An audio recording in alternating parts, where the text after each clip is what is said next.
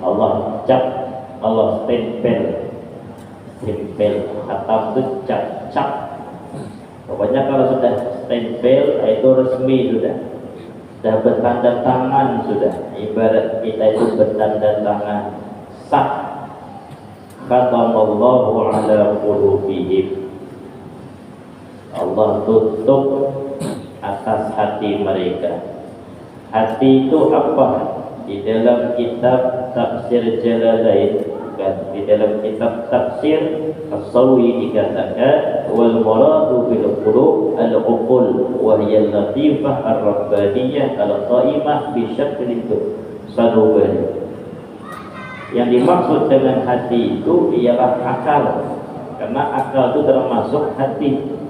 Al-aqlu nurun fil qalbi yufarriqu bainal haqq wal batil. Akal itu cahaya yang ada di dalam hati yang bisa membedakan mana hak mana batil. Jadi hati di situ ialah akal. Ditutup oleh Allah karena yang berpikir adalah di akal. Tapi yang mengetahui dasar daripada kebenaran lubuk hati paling dalam. Bagaimanapun, sekalipun orang itu berbuat jahat, dia paham dia berbuat jahat. Sekalipun nanti kata-katanya tidak mengatakan berbuat jahat, tapi hatinya, lubuk hati paling dalam, sanubari dalam bahasa Arab, dia tahu dia salah, itu tahu dia.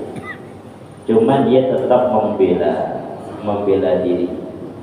Termasuk seperti kayak pengacara, itu kan tahu sebenarnya apa bahasa kliennya itu salah, pantas untuk dihukum berat. Tapi karena tugasnya sebagai pengacara dibayar mahal, maka sekalipun umpama kalah, dia berusaha seringan-ringannya hukuman. Bagaimana caranya kliennya dapat hukuman yang ringan, padahal pantas dihukum dengan hukuman berat.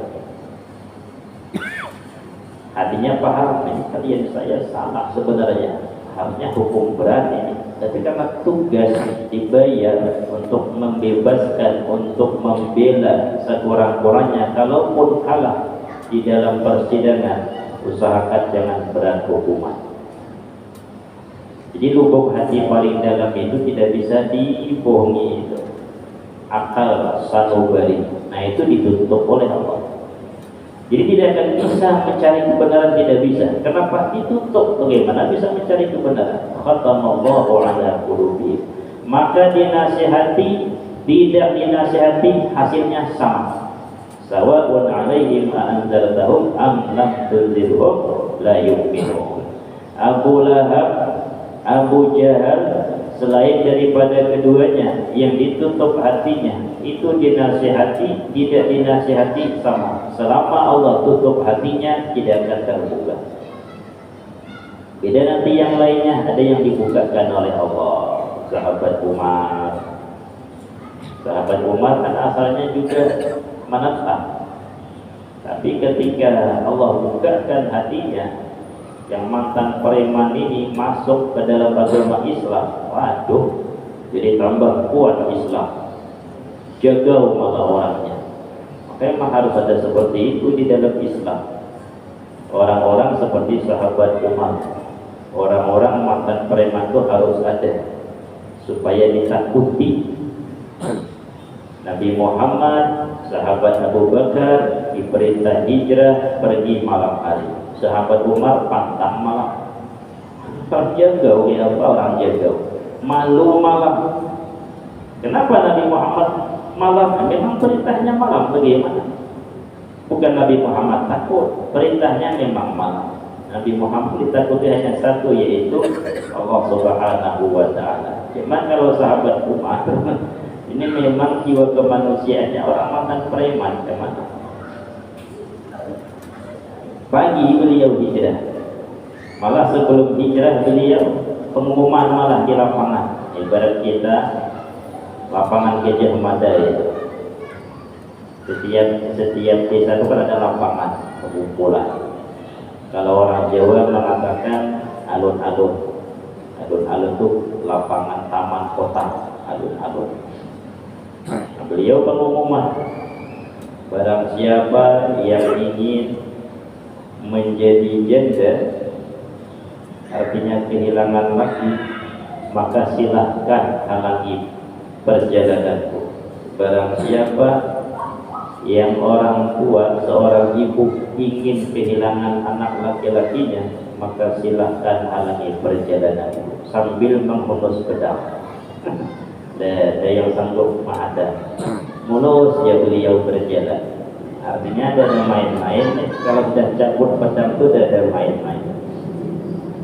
Sahabat Umar bin Khattab radhiyallahu anhu asalnya ditutup oleh Allah, tapi ketika Allah membuka sebentar saja, dibuka hatinya melihat kebenaran, datang ke rumah Nabi Muhammad mengucap 2 kalimat syahadat, malah menjadi bodyguardnya Nabi Muhammad sallallahu alaihi wasallam. Keras orangnya, keras, disegani teman, ditakuti lawan, karena beliau tidak pandang bulu. Jadi ada yang namanya pandang bulu keluarga, sekalipun keluarga beliau hantam. Jangankan keluarga jauh, anak beliau sendiri beliau campur ketika minum khamar, tapi bukan Ibnu Umar, yang lain, anak beliau kan banyak. Jadi kalau sudah Allah buka, seluruhnya terbuka gampang. Jadi kalau kita pun nasihati orang, jangan bangga. Alhamdulillah lah, ketika pun nasihati mau sadar masuk Islam dia, bangga dia, oh jangan bangga. Bukan Anda, bukan kita yang membuka hatinya, Allah yang membuka hatinya, sehingga dia mau bertaubat, dia mau masuk Islam. Kalau yang bukan Islam, Nabi Muhammad sering mengajak Abu Jahal, Nabi Muhammad sering mengajak Abu Lahab, Allah tidak membukakan, tidak akan terbuka. Jadi kalau kita menasihati orang, mau orang bertaubat, yang di luar Islam mau masuk Islam, jangan bangga, jangan mengunjung. Kenapa? Bukan kita, itu Allah yang membuka hatinya. Kalau Allah masih tutup, bagaimanapun tidak akan bisa. Khatamallahu ala qulubihim wa ala sam'ihim, pendengaran mereka ditutup oleh Allah. Ay mawadhihi fala yattabi'una bima yasma'unahu minal haqq, tidak akan mendapatkan manfaat mereka dengan apa-apa yang mereka dengar minal haqq, daripada kebenaran. Tidak dapat manfaat. Sejam menceramahi tidak dapat manfaat. Wa ala absarihim, Allah tutup mata-mata mereka, ghisyawatan, akan sebagai tutup. Ghitaun fala yubsiruna al-haq, mereka tidak mendapatkan, tidak melihat kebenaran. Walahum azabun azim, mereka mendapatkan azab yang sangat besar. Jadi memang ditakdirkan Allah, Ilauhil Mahfuz itu sudah ahli nar. Bagaimana sudah, kita ngajak pun tidak akan bisa, diajak tidak akan bisa. Anak sendiri malah Nabi Nuh ditegur oleh Allah, kapal sudah tinggi, air bah sudah tinggi, bini tidak ikut, anak ingin tenggelam. Kata Nabi Nuh, ayo masuk kapal. Katakan Anda cari gunung yang lebih tinggi. Diambil lagi oleh Nabi Nuh, suruh masuk kapal. Ternyata Allah langsung menegur, ya Nuh, Allah langsung menegur, ya Nuh, innahu laisa min ahlik, dia bukan keluarga engkau. Ditegur oleh Allah, ingin menyelamatkan orang yang melawan Allah tadi. Hampir 1000 tahun Nabi Nuh berdakwah, anak tidak ikut, bini tidak ikut, gimana lah? Anak sendiri, kalau hitungan biologis anak sendiri. Cuma kata Allah, innahu laisa min ahlik, dia bukan keluarga engkau, bukan keluarga. Kenapa? Karena tidak ikut keyakinan Nabi Nuh, maka dianggap bukan keluarga sendiri. Walaupun biologis itu anak-anak kita, tapi keluar daripada ajaran agama Islam, bukan anak kita. Dipaksa kita ngakui anak, ditegur oleh Allah. Jangankan kita, Nabi Nuh ditegur, innahu laisa min ahlik, dia bukan anak, bukan keluarga. Ditegur oleh Allah. Maka kalau sudah keluar beda agama, tidak dapat warisan, tidak akan dapat. Kenapa? Keluar daripada agama Islam. Mata ditutup oleh Allah, pendengaran ditutup, mata tidak bisa melihat kebenaran, telinga tidak bisa melihat kebenaran, tidak bisa mendengar, maka mereka mendapatkan azab yang besar. Qawiyun daimun wa nuzila bil munafiqin. Ada lagi turun kepada orang munafik. Jadi orang kafir bagaimanapun kalau Allah tutup tidak akan bisa, ditutup oleh Allah. Dia memang sudah dicap masuk dalam neraka kekal. Bagaimanapun dinasihati tidak akan masuk. Berjam-jam nasihati, wali kutub nasihati tidak masuk. Karena dicap oleh Allah, plak, ini ahli neraka, ini ahli surga, ini ahli neraka, ini ahli surga.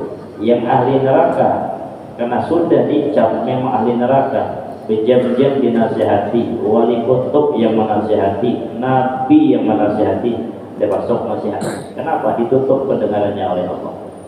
Tidak akan bisa mendengar kebaikan atau kebenaran. Yang ahli surga sebentar saja dinasihati masuk, karena dibukakan hatinya oleh Allah Subhanahu wa Ta'ala. Ada lagi turun ayat kepada orang-orang munafik. Wa minan nas, kata Allah, ada sebagian manusia, may yaqulu amanna billah, ada orang yang berkata kami beriman dengan Allah, wa bil yaumil akhir, dan kami beriman kepada hari akhir, ayyaumal qiyamah, ayyaumil qiyamah, li'annahu akhiral ayyam. Kenapa disebut ditafsirkan hari akhir itu hari kiamat? Karena hari kiamat itu akhir-akhir hari. Habis itu ada lagi hari. Berapa hari sudah bergulir dari dulu sampai sekarang. Mulai zaman Nabi Adam.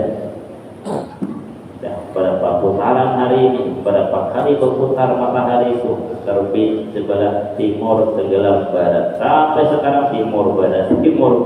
Nanti ada penghabisannya itu. Kapan penghabisannya? Wallahu a'lam. Yang jelas hari akhir, ialah hari kiamat. Insya Allah ada menempati kita, tidak ada menyempati. Kenapa? Itu lama lagi.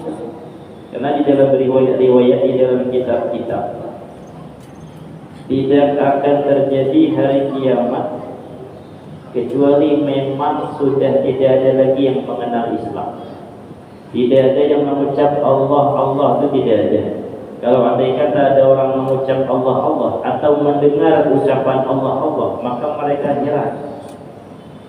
Perasaan pernah mendengar ucapan. Kapan ya? Kata yang satu mengatakan, dulu nenek moyang kita pernah mengucap Allah, Allah. Nenek moyang itu berarti yang berapa sudah? Anggaplah 300 tahun telah musnah Islamnya, tidak terdengar lagi sudah. Masjid mungkin ada, mana jadi bangunan apa nanti masjid? Nah, ini kan lama lagi tegak permanen. Tapi entah Allahu a'lam. Akhir zaman tak jadi bangunan apa, entah kantor tak jadikan apa. Allahu a'lam. Yang jelas tidak ada lagi yang namanya Islam kelihatan. Allah, Allah itu tidak ada, apalagi azan. Allah, Allah tidak ada. Orang andai kata mendengar lafaz Allah, Allah, anggaplah dulu zaman modern nanti ada yang namanya mic, ada yang namanya rekaman. Nah itu dibuka rekaman-rekaman dulu. Ada yang bunyi Allah, Allah. Siapa yang mengucap? Oh dulu nenek moyang kita pernah mengucap Allah, Allah. Saking jarangnya orang mengucap Allah, Allah, baru terjadi hari kiamat. Masih ada yang mengucap Allah, Allah, betul, aman. Cuma kiamat sughra itu ada. Dajjal ada. Dajjal itu dajjal halus. Kalau dajjal yang besar mata satu itu belum lagi. Tapi dajjal kecil itu ada. Siapa? Orang-orang munafik ini ada dajjal. Ada orang yang mengatakan aku beriman dengan Allah dan hari akhir. Tapi apa kata Allah? Wa ma hum bimu'minin, mereka tidaklah beriman. Berbuat tidaklah beriman. Orang munafik dari dulu sudah ada. Zaman Nabi Muhammad ada. Di perang Badar ada. Pergi ikut perang Badar. Ternyata sampai di pertengahan jalan putar arah balik ke Madinah. Kami nunggu di Madinah aja lah. Ada satu orang. Akhirnya yang lain diajak sebagai ikut ke Madinah. Yang tinggal ikut dalam pertempuran hanya 300 orang. Ini mengatakan beriman kepada Allah, ternyata diajak berperang takut. Tapi beriman katanya. Wa ma hum bimu'minin, tidaklah kata Allah mereka beriman.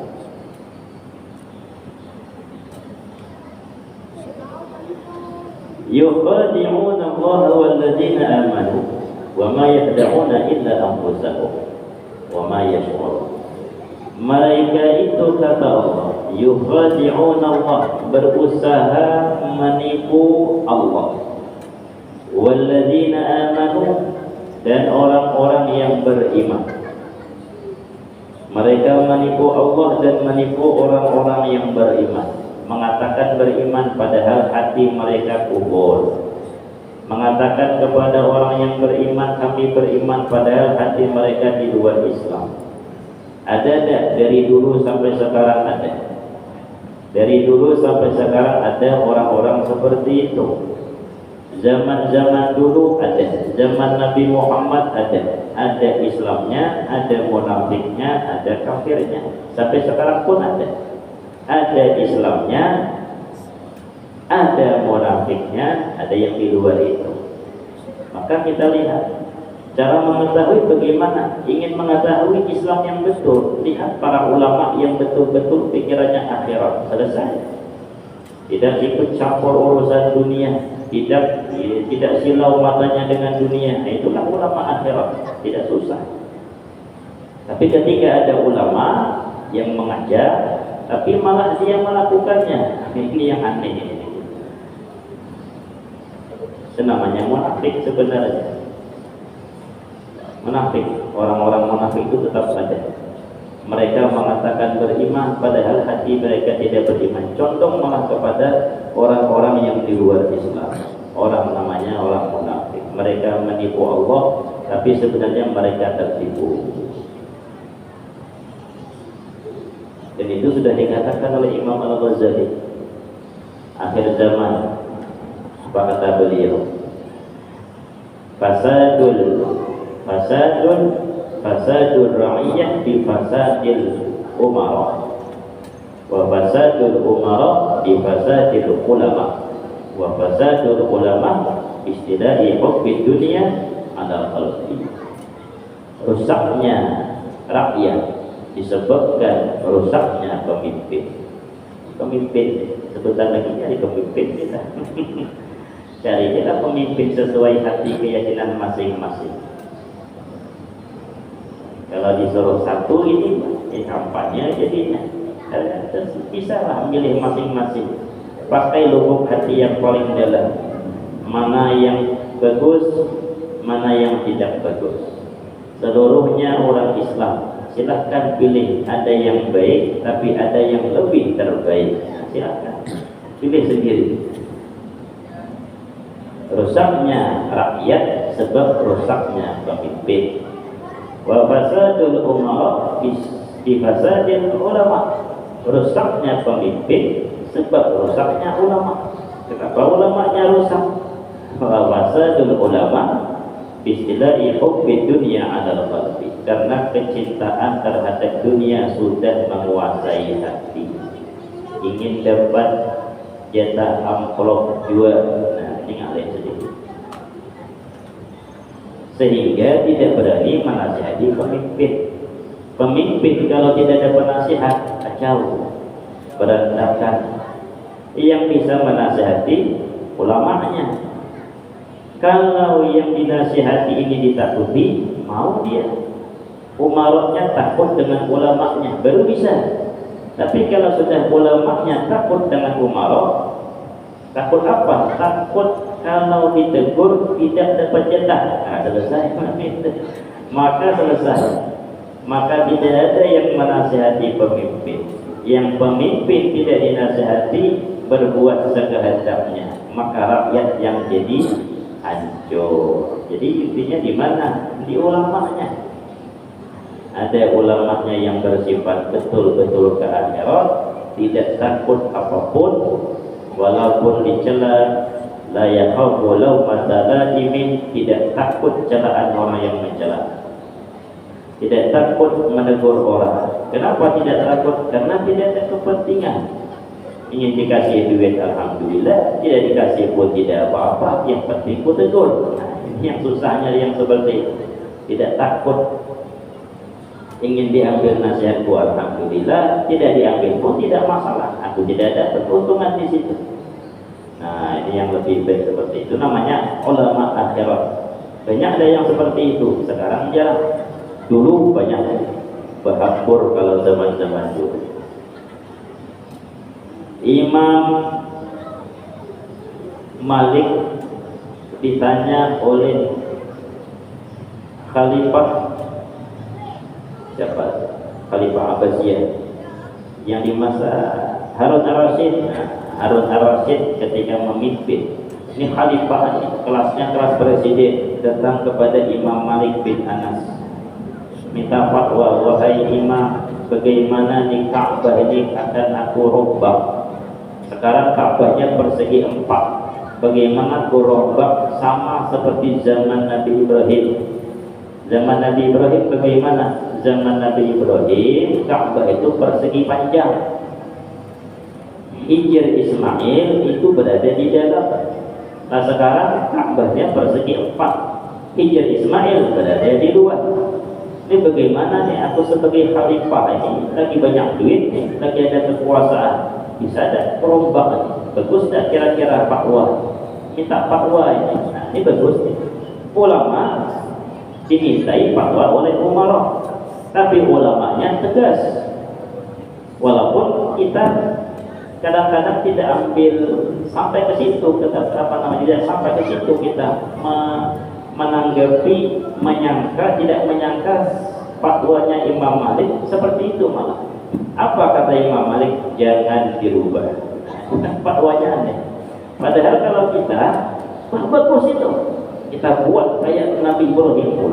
Jadi Hijr Ismail di dalam. Pokoknya khalifah lah yang mimpin, robak sebaik-baiknya. Kan seperti itu. Kapan lagi ingin jadikan seperti Nabi Ismail dan Nabi Ibrahim membangun. Tapi anehnya Imam Malik seperti itu. Jangan dirubah. Imam Malik. Nah, kenapa jangan dirubah? Karena apabila di sini apa namanya hikmahnya? Karena apabila engkau rubah, wahai khalifah, nanti Ka'bah ini akan jadi alat kampanye oleh pemimpin-pemimpin setelah engkau. Engkau rubah Ka'bah seperti Nabi Ibrahim membangun persegi panjang. Engkau wafat, kemudian pindah ke khalifahan kepada khalifah selanjutnya, dia akan merombak lagi, direnovasi menjadi persegi 4. Akhirnya setelah meninggal direnovasi lagi oleh khalifah setelahnya jadi persegi panjang. Akhirnya dibuat mainan-mainan setiap raja atau khalifah, hilang haibahnya Ka'bah, keagungan Ka'bah. Ya, kata Imam Malik jangan dirubah, biar persegi 4, maka sampai sekarang tetap persegi 4. Tidak ada yang berani berubah. Nah ini fatwa siapa? Fatwa ulama 1300 tahun yang lewat, Imam Malik bin Anas. Sampai sekarang persegi 4. Banyak renovasi kan di Ka'bah, sekitar Ka'bah bangunan-bangunan direnovasi. Tapi yang tidak berani renovasi siapa? Ka'bah tidak ada yang berani renovasi sampai sekarang. Padahal kalau ingin direnovasi bagus itu, masukkan Hijr Ismail di dalam, karena asalnya Hijr Ismail di dalam Ka'bah. Oleh karena itulah tawaf melewati Hijr Ismail, maka tawafnya tidak sah, karena memang Hijr Ismail itu isi asalnya di dalam Ka'bah, bukan di luar Ka'bah. Banyak rebutan orang sholat di dalam Hijr Ismail. Sholat di dalam itu, Hijr Ismail itu sama sholat di dalam Ka'bah, karena asalnya di dalam Ka'bah. Yaitu fatwa ulama yang berani dengan umarah. tidak takut. Ada yang seperti itu, dulu banyak seperti itu. Di Bangil itu ada ulama, orang Madura, namanya Kiai Mokti, ahli falak. Kiai Mokti, bahkan orang Muhammadiyah bangun masjid. Kalau nanti itu Bangil, Masjid Muhammadiyah itu besar, ngalah-ngalahi Masjid Agung Bangil, lebarnya lah kalah. Idenya sama kalah lah juga, cuman panjangnya lebih panjang Masjid Agung Bangil. Itu membangun masjid, orang Muhammadiyah sangat keras dibanding Muhammadiyah sini. Kalau masuk dalam masjid pas khatib berkhutbah, jangan sembahyang tahiyatul masjid.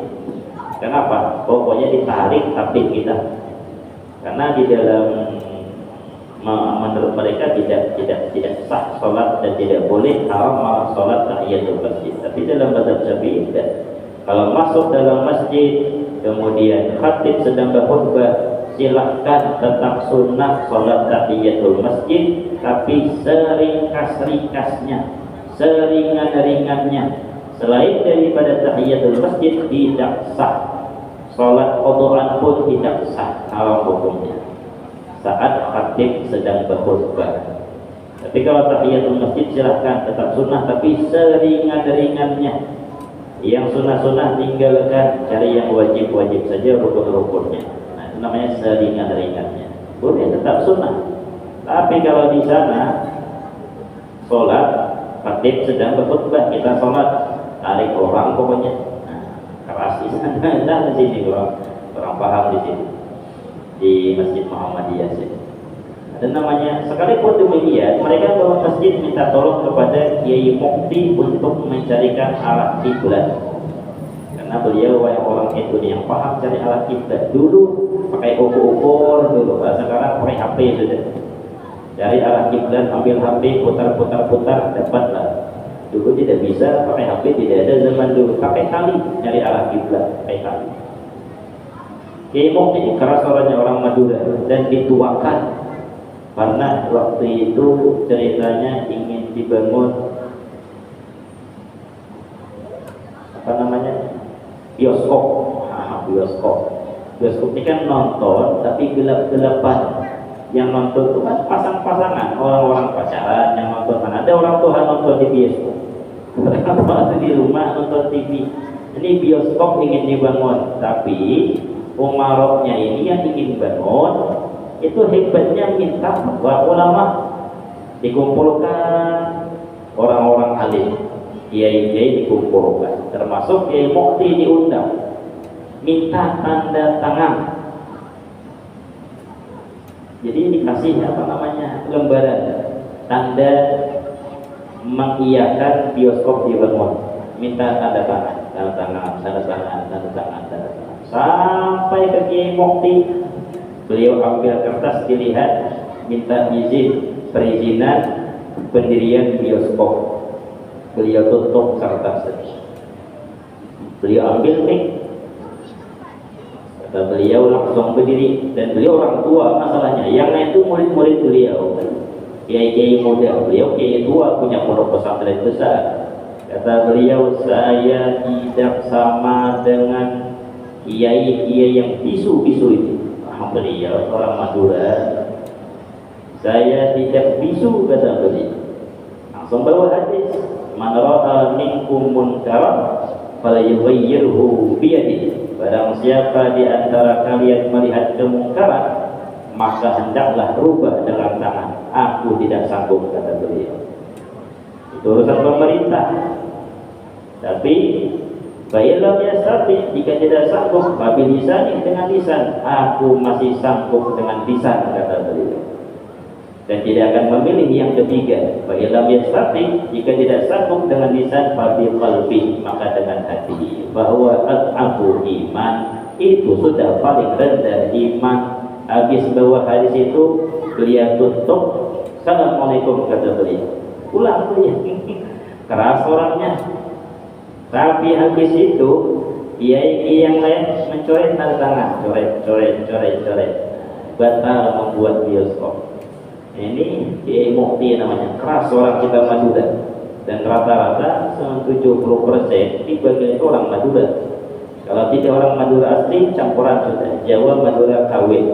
Pasuruan terpanggil banyak orang Madura. Orang Madura. Keras beliau. Cuma harus ada yang seperti itu model sahabat Umar ya. Ada seorangnya. Jadi mereka ini menipu Allah, mengatakan beriman padahal mereka tidak beriman. Maka yukhadi'una walladzina amanu wa ma yukhadi'una illa anfusahum. Kata Allah, mereka tidaklah menipu kecuali mereka menipu diri mereka sendiri. Di anna wabala tida'ihim raji'un ilaihim, karena hasil daripada tipu daya mereka kembali kepada mereka sendiri. Wa yuftadahuna fid dunya bittila'illah nabiyyi bittila'illahi nabiyahu. Mereka dipermalukan sewaktu di dunia karena diketahui oleh nabi mereka itu orang-orang munafik.